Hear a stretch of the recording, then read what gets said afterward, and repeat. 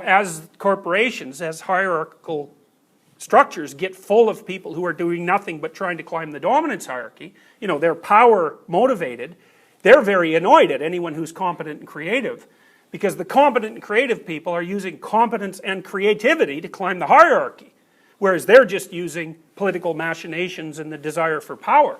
So they want nothing, they don't want to have those people around, because all they are is competitors. And they're not even that, they don't even actually care if, while they're climbing the ladder on the ship, the thing is sinking. You know, in fact, they might be facilitating its sinking and trying to pirate everything they possibly can while the thing falls apart. And that happens all the time. So, and it happens in all sorts of institutions.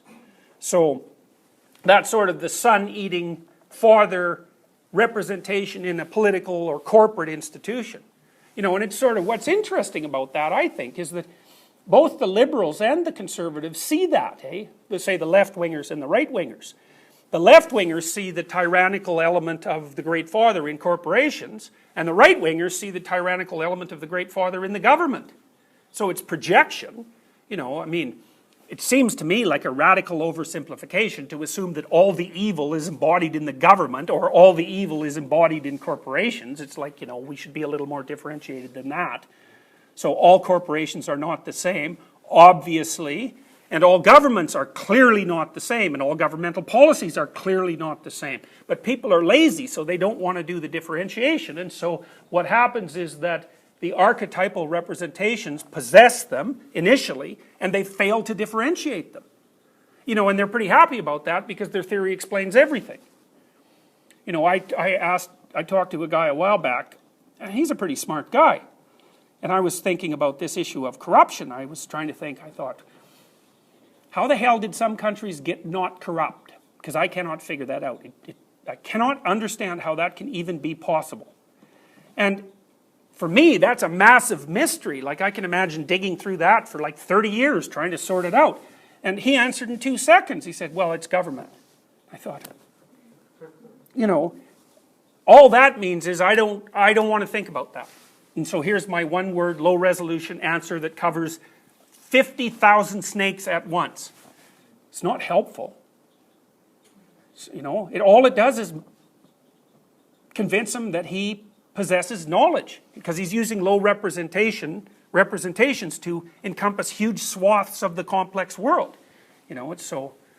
Do you consider that game theory, the optimal game theory for the Peterson dilemma?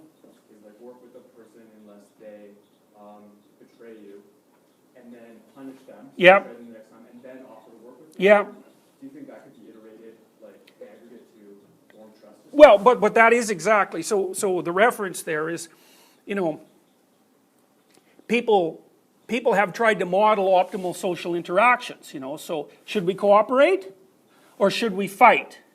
So I think one of the differences between what I'm proposing and what Heidegger proposed is that, like, I would never say that there's a utopian solution to the problem of the Great Father.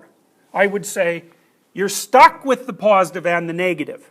You're stuck with it. Now, I think through diligent effort you can keep the positive on top of the negative, but you don't do that by sacrificing strength. You know, you don't get rid of tyranny by weakening society.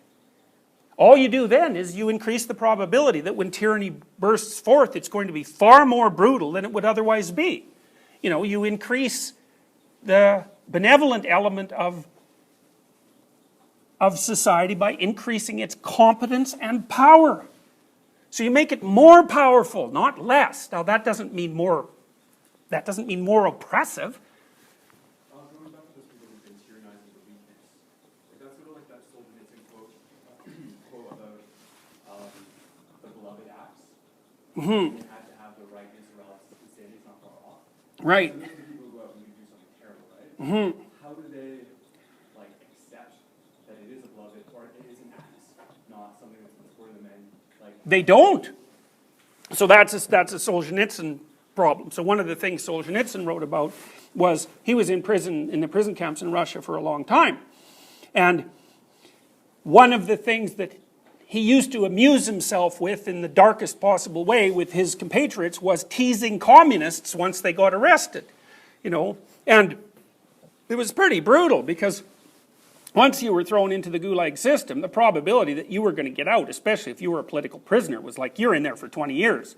You know, and you're lucky if you didn't get worked to death and the thugs and the murderers and the thieves didn't beat you senseless constantly till there was nothing left of you.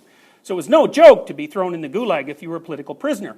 And there were lots of people who were thrown in there purely arbitrarily, and that's actually because if you really want to punish someone, you punish them because they didn't commit any crime. That's a way better punishment than punishing them if they actually committed a crime. You know, because that's just justice. But random punishment, if you want to be brutal, that's the one to use. So the communists would get thrown in with the prisoners who'd been in there for a while, and they'd still be like rampant communists. They'd be writing letters to everyone and trying to extricate themselves from the situation, assuming that a mistake had been made. You know, and Solzhenitsyn and his compatriots would just tease the hell out of them, because they had nothing left to lose. Plus they thought, well, you're still part of the goddamn system that actually imprisoned and brutalized yourself and us. So part of Solzhenitsyn's moral problem was, what should I do with you? Like, should I feel sorry for you because you've fallen into this absolutely hellish category of that person betrayed by their own ideals and their own person?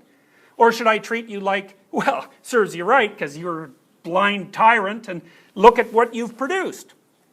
And Solzhenitsyn's answer was, you're a blind tyrant till you repent. Right? So as long as you still think you're right, there's no possibility of communication. So then what he observed was some people would collapse. They'd admit, and maybe it took a long time, that maybe there was something wrong with the system, and that the other people in there weren't all the guilty ones and them the only innocent ones. So some people would accept the facts, even at whatever brutal cost that would be. And what that would be was starting to decompose the entire value system they had that was predicated on axiomatic communist belief. But the other ones, and these are the ones that Solzhenitsyn also writes about, they just never changed. You know, released 20 years later, they'd say, well, that just proves the system was right all along and that I was in error. Because you know, you can always interpret the data. The data does not speak for itself. That's a big problem. So I thought his solution was brilliant. It's like, well, what do you do with someone who's still acting out what has destroyed them? Well, until they stop being part of that, you can't really forgive them or communicate with them. But as soon as they drop it, it's like, well, then you give them a hand. Which seems to me like a reasonable balance between justice and forgiveness. And that's a very hard balance to strike, right? It's a very hard balance to strike. So, okay. So then I kind of differentiated this into the tyrant is the king that eats his own son, roughly speaking. And that means that, like if you have a tyrannical father, say in your actual family, what that father is going to do is to react to everything that makes you independent, or that could make you an independent being, as if it's a challenge to his own authority and dominance.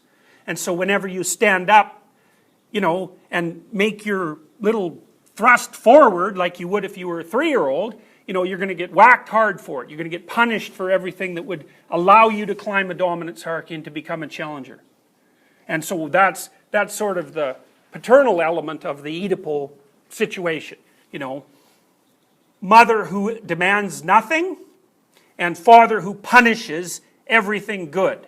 It's a perfect combination if you want to raise someone who's completely demolished and also in high probability resentful and dangerous. So, and you know, you have societies like that too. You know, you see this in corporations, especially when they start to deteriorate, as they start to punish the people inside the corporation for being hardworking and creative. And you know, the thing is in real trouble at that point. It's basically dead. It might take 10 years to fall over, but it's basically dead.